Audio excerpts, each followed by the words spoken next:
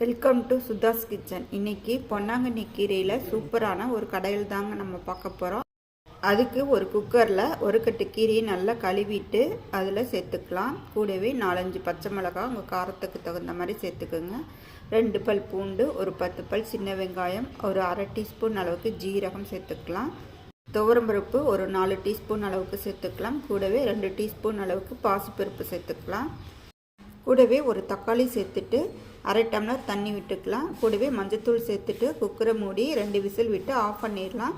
குக்கரோட விசிலை உடனே ரிலீஸ் பண்ணி விட்டுட்டு நல்லா கடைஞ்சி எடுத்துக்கலாம். நான் இந்தளவுக்கு கடைஞ்சி எடுத்துட்டேன். ஒரு கடாயை அடுப்பில் வச்சு கொஞ்சமாக ஆயில் விட்டுட்டு அரை டீஸ்பூன் கடுகு, அரை டீஸ்பூன் உளுந்து சேர்த்துக்கலாம். கூடவே வெங்காய வடகம் சேர்த்துட்டு ஒரு பெரிய வெங்காயம், 2 வரமிளகாய், கருவேப்பிலை சேர்த்து நல்லா வதக்கி விட்டுட்டு கடைஞ்சி கீரையை அதில் சேர்த்துடலாம். கூடவே தேவையான அளவு உப்பு சேர்த்துக்கலாம். சூப்பரான பொன்னாங்கண்ணி கீரை கடையில் ரெடி. தேங்க்யூ ஃபார் வாட்சிங்.